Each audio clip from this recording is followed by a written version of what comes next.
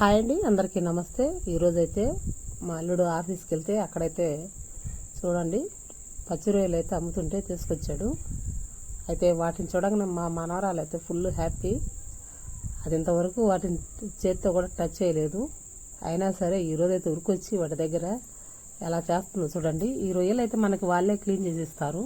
అయితే దాని లోపల ఒకటి నల్లటి నరం అనేది ఉంటుంది, అది తీసేసుకోవాలి. దానికోసం మేమైతే ఇక్కడైతే కుస్తీ అయితే పడుతున్నాము. మాతో పాటు చూడండి, దానికైతే భలే సంతోషం వేస్తుంది. నేను ఇంతవరకు వాటిని టచ్ చేయలేదు, ఎంత హ్యాపీయో దాని ఫేస్లో కనిపిస్తుందండి. మొత్తానికైతే వాటితో ఎంజాయ్ చేస్తుంది. ఎందుకంటే ఈ ఆల్రెడీ మా ఇంట్లో చికెన్ అయితే ఉడుకుతుందండి.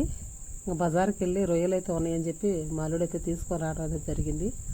మొత్తానికి వాటి మీద అయితే ఇంకొక పట్టు పడుతున్నాం. చూడండి ఎలా కష్టపడుతుందో. వాటన్నిటి నేను ఇంతవరకు టచ్ చేయలేదు.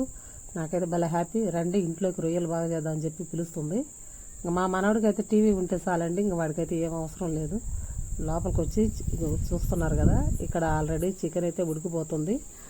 ఆ చికెన్ ఉడికిన తర్వాత ఇవైతే పొయ్యి మీద వేయాలి. వీటికి కావాల్సింది ఏంటేటో మనమైతే చూద్దామండి. ఈ లోపల వాటిని అయితే కొంచెం ఉప్పు వేసి 2 సార్లు అటు ఇటు కడిగేస్తే సరిపోతుంది. వాటికి ఉల్లిపాయలు, 2 పచ్చిమిరపకాయలు, టమాటాలు ఇవైతే తరిగి పెట్టుకోవాలండి.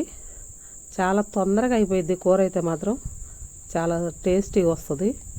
2 సార్లు అయితే కడిగేశాడు. కడిగిన తర్వాత వాటిని క్లీన్ చేసి పక్కన పెట్టేసి మాకైతే ఇచ్చి వెళ్ళిపోయాడండి వంట చేయమని చెప్పేసి పక్కకి. వాటిని మనం కొంచెం నీళ్లు పోసి కొంచెం ఉప్పు పసుపు వేసి దాని తర్వాత ఒక 2 నిమిషాలండి ఇవి పొయ్యి మీద పెడితే ఆ వేడి నీళ్ళకి అవి గట్టిగా అయిపోయి దగ్గరకు వచ్చేస్తాయి. అంటే ముక్క గట్టి పడుద్ది అనమాట. మామూలుగా రొయ్య గట్టిగా ఉంటుంది అనుకోండి ఉడికితే.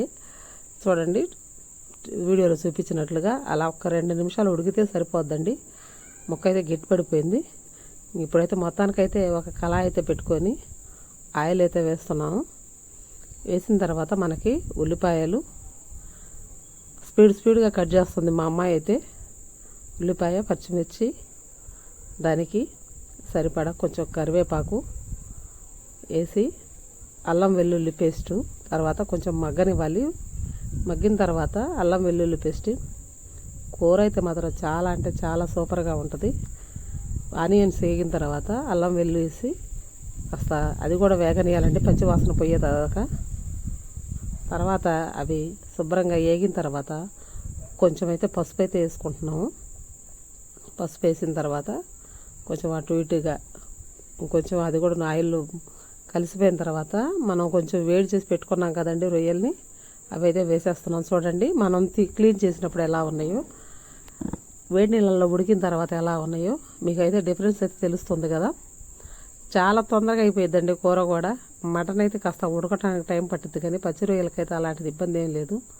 మొత్తానికి వీడియో అయితే ఎవరు స్కిప్ చేయకండి. అలా కలుపుకున్న తర్వాత కాస్త ఉప్పు అయితే వేసుకోవాలి. కల్లుప్పు అయితే చాలా టేస్ట్ వస్తుంది కూర. దానికి సరిపడా ఒక 2 టమాటాలు అయితే కట్ చేసి వేస్తున్నాము.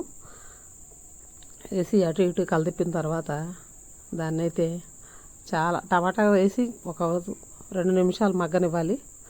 మనం మూత పెట్టుకుంటే ఆవిరికి తొందరగా మగ్గిపోయింది. చూడండి ఇంకా అది ఉడుకుతుంటేనే మంచి సువాసన అయితే వచ్చేస్తుంది. అయితే ఉడికేటప్పుడే మనం దాంట్లో పచ్చి కొత్తిమీర కొంచెం వేసుకోండి, ఫ్లేవర్ బాగుంటుంది.